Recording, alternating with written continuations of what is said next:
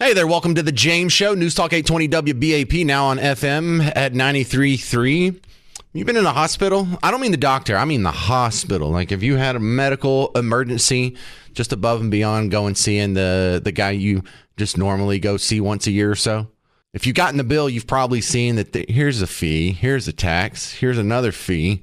And after a while, it starts to add up, and the cost on just the fees on your hospital bill, not the doctor, not the medicine, the fees on your hospital bill is now above billions of dollars every year. Well, what do we do about that? I don't know, but Bill Hennessy probably does. Bill Hennessy, welcome back to the James Show. Appreciate having you back on. I didn't know that this problem spanned into the billions of dollars. Yes, it does. Hospital administrative executives love money. The saying is profits over patients. Well, exactly. So there's no law stopping this. What can be done about it? Oh, no, there's laws. They just need to be enforced. Okay. Tell me more about that. What's on the books and what's not being enforced? For example, hospitals are supposed to publish their price of care, but they don't. Well, they got their AHA, American Hospital Association lobbyists paying off the politicians in D.C., so they're getting away with not telling you the price of care before care. And get this, afterward, they still don't want to tell you. What does that mean? You get a $20,000 bill, and you say, what's this for? And it just says, well, you got to pay a risk of your collection. No, time out. What's it for?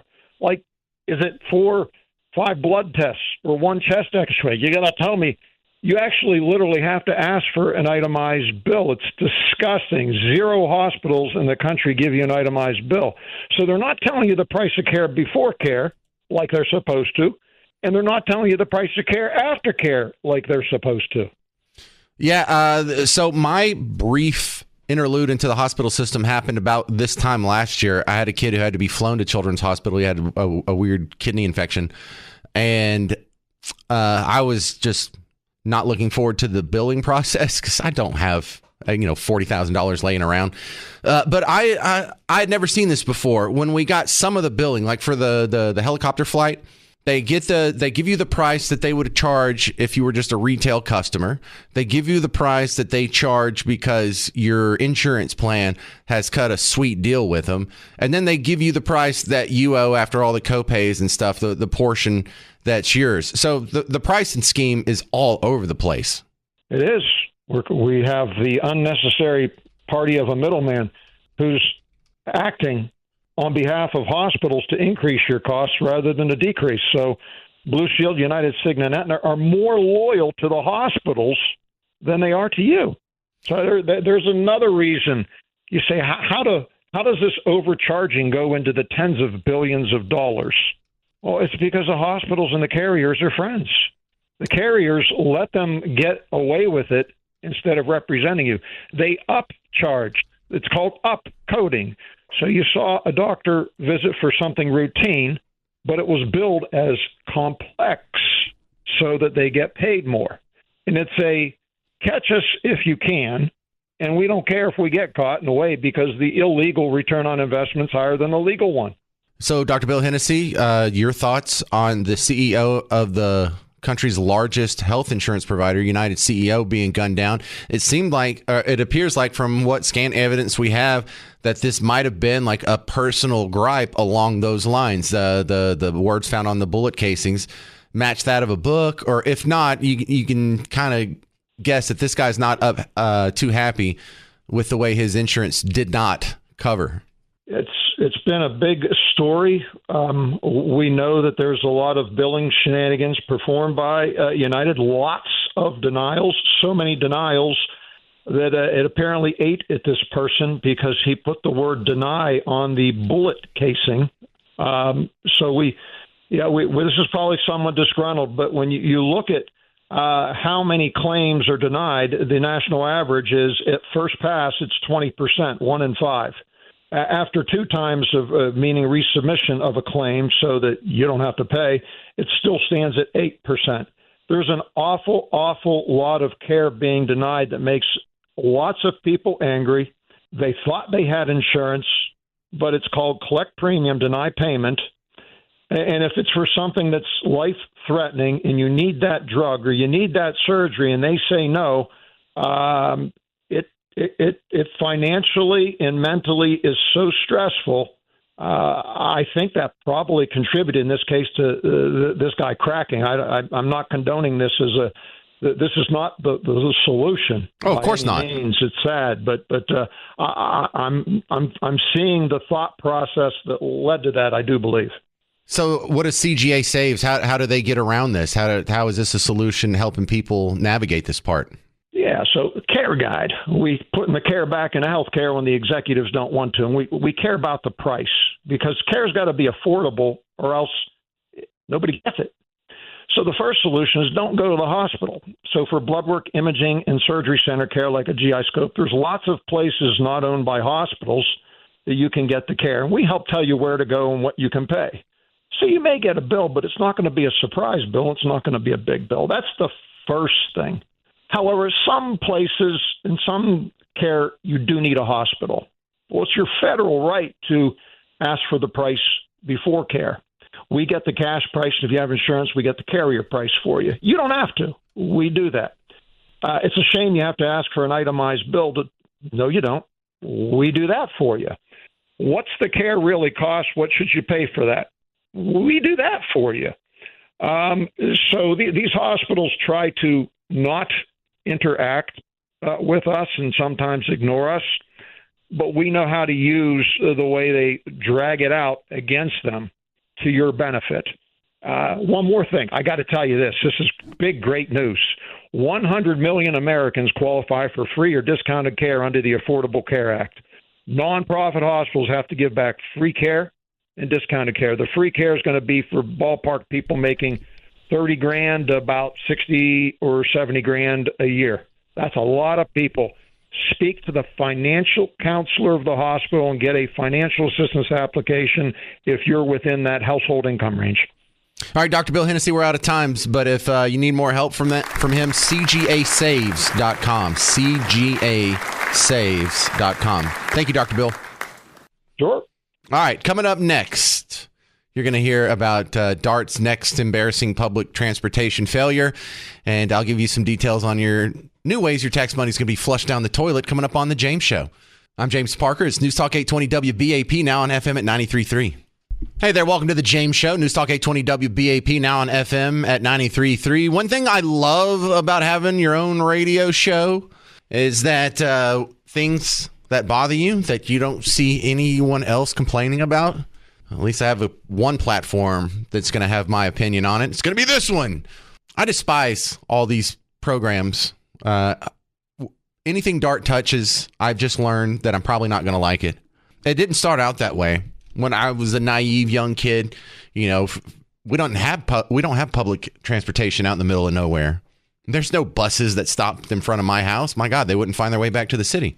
So when you're a kid coming here, you're like, ooh, y'all have buses? You mean you could just jump on this thing and pay like $1? Hey, it was the 90s.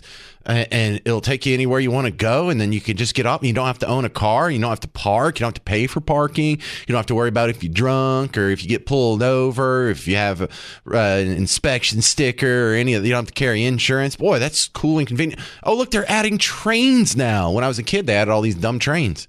Oh, that's great. So if you live up here then you work downtown, you can just get on this light rail, a little zoom, zoom, zoom, zoom, zoom. That's the noise it makes if you never stood next to them. Go downtown. This will be great. And then you grow up and you actually have a chance to ride a bus because you blew your engine and didn't have the money to get it fixed for 3 months. And it's terrible. It's awful. Public transportation is the worst. When you're encouraging people to use public transportation, you're either a sadist or you don't know what you're talking about. Right? Public transportation is awful.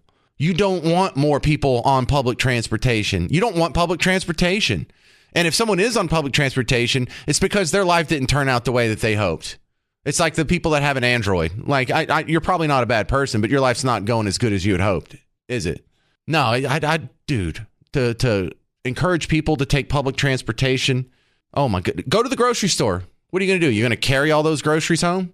What if it's raining and you got to go to the grocery store? The bus doesn't take you exactly to the grocery store. Even if it doesn't drop you off exactly at your house. You still have to walk like 6 blocks or whatever. What, carrying all your groceries in one load? So now you're limited to what you can carry. And so now you have to go to the grocery store almost every day, but it's an inefficient trip. So that extra 6 blocks or whatever that you have to do walking, this is time out of your day that gets multiplied. It's terribly inefficient. It's awful. I wouldn't wish it. I would wish it on my worst enemy because it's awful. So the trains are a big money loser that never lives up to the ridership promises. Buses are embarrassing. And if you want to prove, if you want my point proven to you, get a lawn chair, come sit it up over here by our station next to the American Airlines Center. There's some dart tracks.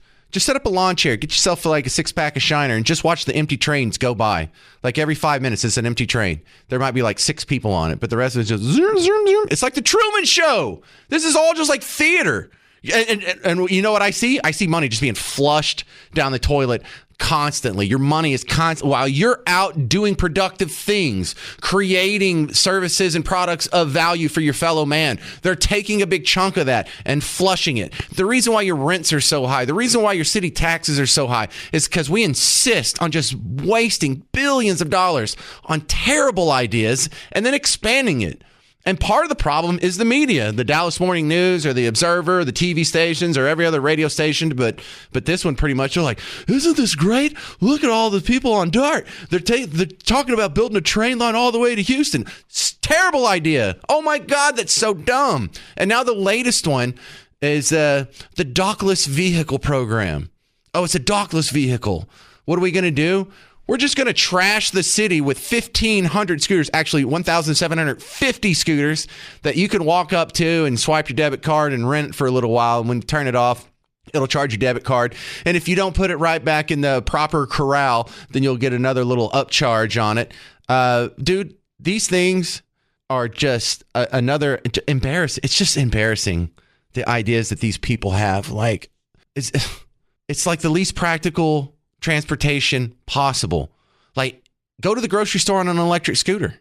Like, at least you can go and carry your groceries if you're taking the bus or the train, but you can't even carry crap. So this isn't for anything productive. This isn't for people going on about their daily lives or this is how I get to work every day.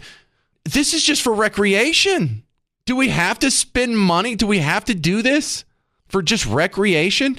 And so it's not working out the way that they thought. You know, they already had to suspend it and bring it back. And so now they're going to fix it. Now DART is launching a scooter parking zone pilot program. Ooh, that ought to solve the problem. So we get this story on WFAA.com where they admit the city of Dallas received hundreds of complaints about these rental scooters just last year. Because they're being, just strewn about the streets. I mean, they have rules on them, like you're not supposed to leave them on the sidewalk, and they're not supposed to be within like 10 feet of an intersection or whatever. Dude, the people get off. They don't care. No one's paying attention to this. And so what's the solution? They're going to go paint a green rectangle on the floor of 7 DART stations. Oh, what an amazing solution. That ought to clean up all the rental scooters. That's not going to do anything. Oh, they're also putting a sign there. And this is a sign that has the steel pole and it's made out of the serious stuff. It's not like a foam core board. This is hundreds, if not thousands of dollars just to put these signs here. And we're painting a green rectangle on the floor to solve the problem of scooters being strewn all over the place. That is so dumb. These things have the technology in them to where they can be geolocated. So if you had a problem, look, here's where it just divorces from reality. This is the difference between me and you and government. What would you do if we had a problem, if we were getting hundreds of complaints from scooters being left all over the place? You would hire somebody to go locate the scooters and pick them up, wouldn't you? No, that makes too much sense. That's too practical, Parker. That might even work. No, let's spend thousands of dollars to paint green rectangles at DART rail stations and bus transfer centers. That ought to do it. That'll fix it. Just one terrible, embarrassing idea after another. Just failure after failure. It is so frustrating just having to observe DART existing. Hey, Chicago fans, not the city, the band. Chicago is coming to WinStar World Casino March 29th, and they're part of our giveaways. If you text the word Chicago to 800-288-9227, you will be entered for a chance to win a pair of tickets to go see Chicago at WinStar March 29th. For the rest of us, we got to go to winstar.com, but you can text Chicago to 800-288-9227. I'm James Parker. This is The James Show, News Talk 820 WBAP, now on FM at 93.3. Well, hey there, all you beautiful Texans. Welcome back to The James Show. It's News Talk 820 WBAP, now on FM at 93.3. Let's go. Yeah, you don't have to send me any emails. I know they saw the face of the dude who shot the United Health CEO. Yes, I know it looks like me. No, that's not me. No, I was not in New York City yesterday. I appreciate your concern. New York City! But as you'll notice, I have a little short beard going, and he doesn't. Other than that, though, that guy does look like me. And I don't know why it's embarrassing. I didn't do anything wrong, but just doesn't feel. It feels kind of icky. All right, my next guest, Julie Bauke, coming back on from the Bauke Group, and you're someone who helps people with career coaching. Is this a good time of year to switch jobs? I can remember like 4 different times I started a job, including this one, around the new year. Is that the norm? You know, there used to actually be a norm in terms of when most people switch jobs and most companies were doing their hiring. You could usually count on January, February, September, October, and then a little bit sometimes happening between Thanksgiving and Christmas. But with everything really been turned upside down the last few years on work and all the stuff associated with it, there's really not a bad time. It's harder to get people's attention, but it doesn't mean that the opportunities aren't there. So we always tell people when they're in a job search, regardless, if you feel like it's slowing down, be that one person who stands out and keep trying to get those conversations, because not everybody is taking time off around the holidays. Well, I thought it was a terrible coincidence that Christmas is at the very end. It's like a week before the end of the calendar year, because that's a built-in incentive for companies. If they got to make some cuts before the end of the year, it's necessarily going to be around Christmas time. And what a horrible job mixing unemployment with Christmas. Yeah. In fact, you know, I used to work for a company, and we helped organizations kind of figure out their layoff strategy to make it as least unpleasant as possible. And there was always that talk. All right, well, let's see. If you do it before Christmas, at least people will know not to you're going to ruin their Christmas, but at least they won't overspend. And the other side of it was, why ruin their Christmas? Let's do it in January. So it's one of those things where there really is no good answer. But for sure, you know, if it was me, I would want to know before Christmas, simply so that I could hit the ground running looking for a new job in January. Someone gets laid off like today. There's someone that just got laid off. They got in their car and they turn on the radio. You're the first person they're hearing. What should they do first? The first thing we tell people is take a deep breath. Figure out what do we normally do? We panic. We pick up the phone and we start calling everybody we know because we're feeling bad, and it's a tough time. And so we look to get reassurance from people who we know think highly of us. And picking up the phone and calling people before you're ready is generally a mistake, unless they're people that are super, super close to you. So take a breath and figure out, okay, let me understand my exit package here. Is there severance? Is there benefits continuation? So you want to really focus on what is your out package, if there is one, hopefully. And then look at what are the unemployment rules in your state, so you can get your paperwork filled out as soon as possible. The second thing is to say, okay, I got to go find something else. I'm being pushed into this, but do I want to do the same thing, or do I want to do something slightly different? And it's really a time when you have the opportunity to sit back. And I'm not talking about navel gazing for 3 months. I mean, it could literally be a few days where you say, you know, do I want to do more of what I've been doing? Do I want to do the same thing but in a different type of company or organization? Is it time for me to go out on my own? What do I want to change since I'm being pushed into a change? It's the best time to have that conversation with yourself.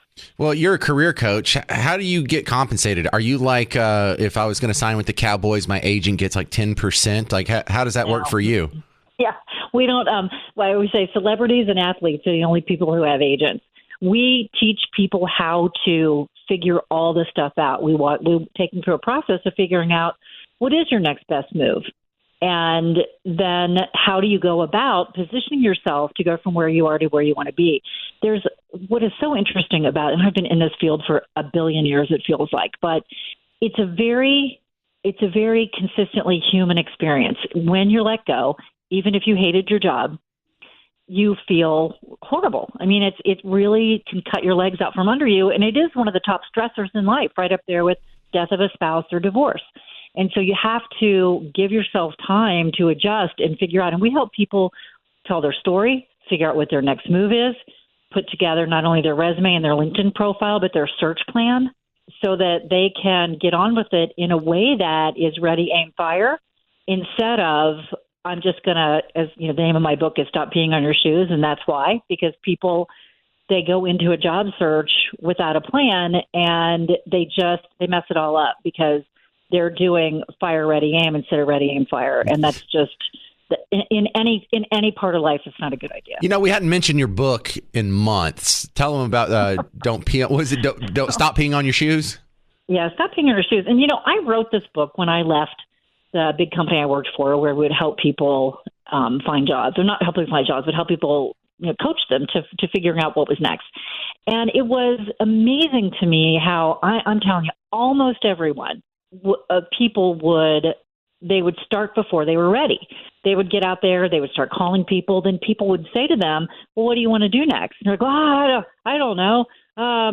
Just something where and so it's like this is a marketing process. It's a sales process. And people, because they're so affected, they want to get into action. The problem is the action is generally action that's going to screw it up, which is like why I call it Stop Peeing on Your Shoes. Like a puppy. Look at if you've ever been around a puppy, they're so excited. They're trying to meet everybody and they're peeing all over the place.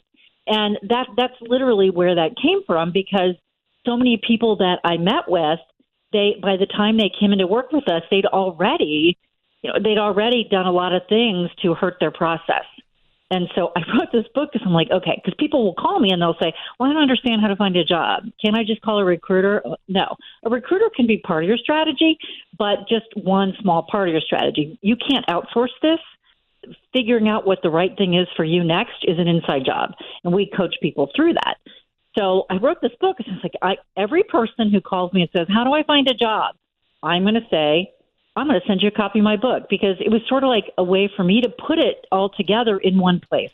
Right. This is how you do it. And you have to tell everybody the same thing over and over and over and over. Is LinkedIn still a thing? I haven't been in like 2 years. It is. It is. Yeah. You know, I think any social media platform eventually kind of jumps the shark a little bit.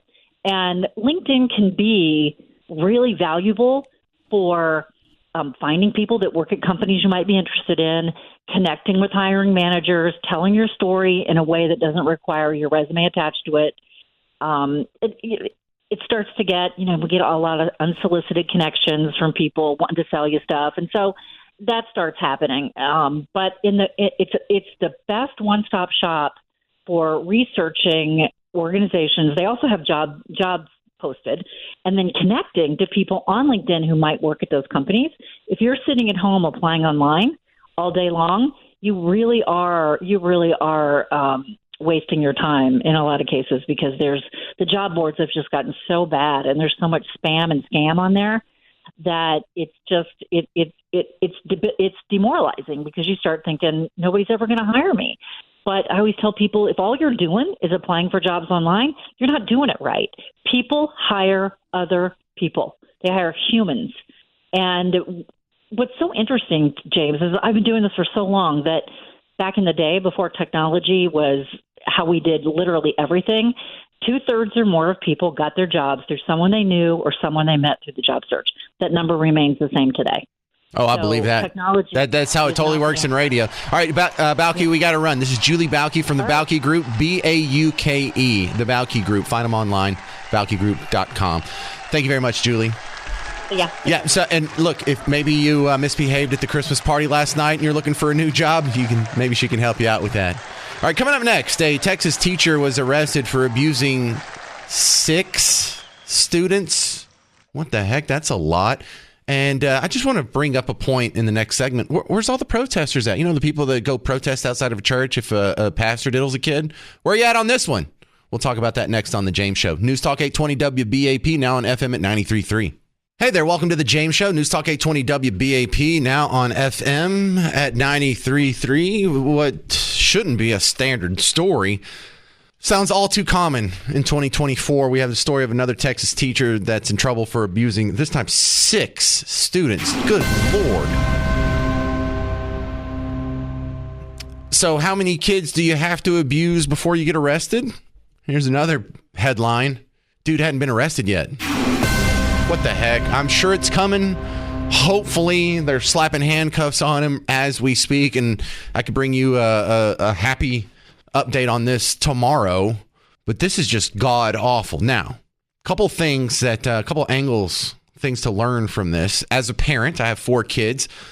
I like to dig into the minds of what's going on and how these scenarios happened and where did they get their foothold in to protect my kids, right? So you start to notice some patterns. Social media is an entry point for a lot of these people. They are also in a job where they're alone with kids, you know, school, church, coach. So that seems to be another area of concern. This one was a fella who liked other fellas. So that's another one where I don't want to step on any toes here, but are they more or less likely than their hetero counterparts to commit sex crimes? Go look up the data. I don't want to get in trouble. I don't want to have another discussion on another show. I'm just saying, go look it up for yourself. I'm not making any judgments here. I'm just finding out what's going on in the real world to keep my kids safe. Something that I have learned from reporting these stories now for 22 years on talk radio is these guys aren't dumb. They think this stuff out. Some of them are crimes of opportunity, like the Lake and Riley or whatever. But these, like if it's a teacher, if it's a coach, even if it's like someone who's working in a church capacity, they like to target the kids that don't have dads. That's one of the big things that they look for. And there's a whole lot of reasons for that. Number one is, the mom doesn't have any help, so she's more likely to turn over her kid and trust people. She necessarily has to. She has to put trust. There's not a dad there. That's one thing. Like my wife doesn't have to trust anybody if she is dumping the kid. If I'm watching the kids, you don't have to trust the babysitter. And that's another thing that ticks me off when I'm watching the kids. People are like, "Oh, you're babysitting the kids tonight?" No, they're my kids. I'm not a babysitter. I made them. It's not my job. So that's one thing that they look for. And so right off the bat, the fact that my kids don't go to daycare, huge. The fact that my kids have a dad, huge. The fact that we live in a smaller community where we have working relationships with people at the school and people at the church, huge. We know everyone who works at the church. There's only like 3 employees at First Baptist Church of Bug Tussle. My sister is a teacher at our small school where the kids go. So yeah, we have people watching our kids, and everyone around knows that our kids are being watched. They got a big ugly dad too. So that super helps. My point of concern here is we have a community here in Texas, 70% of their kids are born out of wedlock. Doesn't that make them a prime target for this? Isn't that ugly? The other thing I want you to think about, every time you see one of these stories, we have proof now. 6 kids got abused by this guy. No protests? Oh, that's strange, because I remember there being protesters outside Gateway Baptist Church or whatever because some preacher had diddled kids. But what does that mean if you protest when it happens at a church, but not at a school or not at a daycare or not anywhere else, just the church? Well, it means you don't really care about the abuse of children. You're just anti-Christian. You just have a beef with the church. Maybe someone from the church abused you and you hold a grudge, or maybe you just hate your dad and this is a way to lash out at his traditions and mores and his religion. But make no mistake about it. If you only protest at the church, but not at the school or not at the daycare or not at the sports camp where this other stuff happens, you're exploiting the suffering of abused children to get people to hate Jesus. Way to go, Satan. 800-288-9227. 800-288-9227. I'm James Parker. This is The James Show. News Talk 820 WBAP, now on FM at 93.3. Hey there, welcome to the James Show, News Talk 820 WBAP, now on FM at 93.3. Well, we had our Christmas party here for Cumulus Dallas last night, and it's pretty nice. I mean, it wasn't like it's the most Macy's Thanksgiving Day Parade, time of the year. but I always find holiday parties to be functional. If you work at a huge company, this is your only chance to get to meet some very important people who can make decisions about your career. You know, next time you're up for a promotion, or if you're trying to get transferred out of the warehouse, or whatever the case may be. I've always found holiday parties are a chance to get stuff done. And some people look at holiday parties and they're like, how tore up can I get, and how much stupid stuff can I do in front of my coworkers? And I don't understand these people, but oh my God, I have seen them. That's for sure. Javier Perez is a lawyer who's probably represented some of them. Welcome back to the show. Do you have any cases that originated or have overlap with a holiday Christmas party? Good afternoon. Thanks for having me. Yes, in fact, we had a case a couple years ago that where a bank had its Christmas party at a country club, and one of the executives overindulged and could not remember putting his hand on his subordinate's butt, and could not therefore deny that it happened. And that just is kind of like the marquee case for me about you got to watch out with these holiday parties. The X factor is the alcohol. Who are these people? Why would you do that in a work setting? That, like, especially if you're like the boss or you're the owner, you're just asking to get destroyed. That's right. I think people forget for some reason that they're at work. And you still got to see those people on Monday. I think maybe, you have all these kind of pent up frustrations or emotions or tensions in this environment, and you think that the Christmas party is a time to let it all loose. No, don't do that. You should find another outlet. So what if you're on the business end of one of these, holiday abuses? Like if Mike Train had put his hand on my butt last night at the Christmas party, as my lawyer, what would you recommend I do? So if on the employer side, you got to control the alcohol. I think that's the major thing, both in terms of what happens at the party and anybody leaving who may have drank too much, overindulge, and gets in an accident. That could potentially come back on you. If you're the one that's taken advantage of in that setting, definitely talk to a lawyer. Well, I didn't say I didn't like it, Javier. So that's true. The other weird thing that happens at holiday parties is you have to talk to people that you don't like. And I get along with just about everybody, but I've noticed not everybody likes me, Javier. And so I think when you add alcohol in a social setting and you're just forced to talk to people you don't like, that could be a big problem. Yeah, I think that's true. You're in a kind of different environment where the expectations are different than maybe you being able to retreat to your own office or cubicle. But I just try to remember that you just got to leave a positive impression, or maybe just not a negative one, and call it a win. Because people are different. You don't control who works around you a lot of times. And so you just got to find a way to get along. Right. And I don't want to discourage people from going, because there are some minefields that can happen. But like last night, me and Sybil from KLIF are for the first time really having conversations with like salespeople on the fourth floor. And these are the people that could go out and like when they're like, who's going to get this endorsement, or who's going to get this ad, or who's going to get this package. I mean, this could translate into some real money, these little interpersonal relationships. So I don't want to keep them at arm's length. I just don't want to get too close. Legally speaking, though, do you have some guidance on where to draw those lines? I don't know that there's any law that controls kind of how you interact with people. Definitely don't, discriminate or harass anybody. But for the most part, I think, being cordial, respectful, professional would suit you well, when you're on the clock and when you're at work events outside of normal work hours.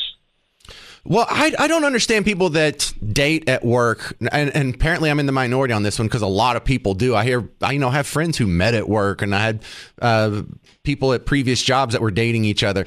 It's always been my rule of thumb that you don't even date anyone at work. You don't flirt with anyone at work. They're not sexual beings. You have 7 billion other people outside of work that you can go mess around with. I just don't understand the people that mix that. Like, it's just so dangerous. Yeah. I think, it definitely gets complicated both for the employees and the employer. And a lot of times, maybe you've seen places that require that any sort of relationship or romantic relationship be disclosed to the employer. That's because if that goes south, as many relationships do, you don't want the employer to, be blindsided by a potential sexual harassment claim, for example. And if they're on notice, they can remove you don't want to have somebody dating their subordinate. That's just asking for trouble. And I think to your point, it is complicated. It is difficult, but we spend so much of our working lives at work. I think that's bound to happen. All right, Javier Perez, give me your website and get out of here. Sure. Thank you. It's JavierPerezLaw.com. Thanks for having me. Thank you, sir. Appreciate that. Mike Trainer, just ask first, please. Consent is everything. Just because it's Christmas, not a piece of meat. All right, coming up next, I'm going to take on a popular trope that you're probably tired of hearing. Trump is a fascist because he wants to use the military to remove illegals. All right, let's get to the bottom of this, and I'm going to show you just how shallow and weak sauce that argument is coming up on the James Show. 800-288-9227, 800-288-9227. I'm James Parker. It's News Talk 820 WBAP, now on FM at 93.3. You're unbelievable. That is so random. Welcome to the James Show, News Talk 820 WBAP, now on FM at 93.3. I get mad when it's the last segment of the show because I know I have like 12 other things I want to talk to you about. But we had, there's always breaking news and, a good caller or two can push things off the onto the cutting room floor here. Can we just do another hour? We'll just tell Mark Levin, hang on, bud. We'll push him back an hour. I'm sure he won't mind. Yeah, you'd be cool with that. You would have to work another hour, though. You still okay with that? Aren't you about to get off? Okay. All right, let me squeeze in as much as I can in this last segment. So if I talk a little fast, just try and stay with me. I'll try not to sound like the Micro Machine Man from those commercials in 1990. But I am tired of hearing this scaremongering thing about, Trump's going to turn the military on its own citizens. And I don't know, do they want to be scared? Are they trying to scare themselves? Do they truly believe this? Or are they just trying to scare other people into hating Trump? These are the same questions that follow so many of the other questions about the way things are reported and how do they get things so wrong and why are we constantly being called Nazis? But you heard this. There's a great clip. I'm not going to play the whole thing because it lasts about 5 minutes. Scott Jennings was on CNN a couple days ago, and this guy is the lone voice of reason, usually in a table of 5 people. 4 of them are against him, and he's the only one making sense. So there's 4 people saying, but Trump's going to use the military against our own people. And he's like, what do you mean by that? Do you mean like we're going to go out and shoot him? And they can't ever like really tell you like the real fascism. And he just keeps asking like normal questions. Okay, so what do you think that looks like? How is that wrong? How is that illegal? Is that really what you take away from this? And so what we have here is Scott Jennings is putting in front of these people for the first time a roadblock to the idea that, oh my goodness, using your military within your own borders is somehow awful. Actually, your military is supposed to stay within your own borders. You're not supposed to have your army scattered out across everyone else's borders. That's called an invasion. Most countries don't do this. Most countries don't have bases all over the planet. We have over like 600 overseas installations for bases. Do you know 600? You don't think we can get by with like maybe 300 of them? Do other countries do that? Do the Netherlands have 600 bases? Does Rwanda have 600 overseas bases? Or for out of the 200 countries on planet Earth, for about 190 of them, isn't most of their military by far contained within their borders at all times? Isn't that the most normal thing on the planet? But the real way you blow this out of the water with just an H-bomb of logic is I want you to think back. Oh man, how fun was the whole busing program where Abbott and DeSantis were sending busloads of illegals and just dropping them off in Chicago and dropping them off in New York City and dropping them off in New York City. And one of your favorite episodes of busing was when they dropped a few hundred, just a few dozen actually. I don't even think it was 200. When they dropped a few dozen in Martha's Vineyard. This is the elites of the elites.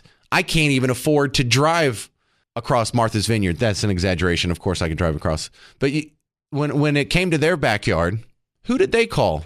Did they call the Border Patrol? Did they call ICE? Did they call their local sheriff? No, I think you remember. They called the National Guard. Oh, my goodness. So you mean to tell me when our betters, when our elites, the same, sort of liberal elites that drink tea with their pinky out and sneer down at us over here in flyover countries, when you had illegals in your hood, who did you call? Oh, that's right. You called the military. So when illegals are in your neighborhood, not only is the military not fascist, was Biden ever called a fascist? Anyone? Yeah? Anyone in Massachusetts ever called fascist? No? Oh, that's so weird. So when they go to your neighborhood and they ruin your standard of living and they're a security risk to you and your family, calling the military not only is not fascist, it was the right thing. It's what you did. It was the normal course of action. Wow, is it really that obvious? Yeah, it really is that obvious. But you still have people on CNN and MSNBC and The View and probably sitting 3 cubicles down from you at work that are willing to liken that to literally Hitler. He's literally using his military on his own people. Militaries are supposed to guard your border. Not just Ukraine's border, not just the border between Judea and Samaria, which for some reason is called the West Bank now. No, actually these borders. Not the border of Taiwan, not the border of North Korea and South Korea. Your first primary duty is to this border.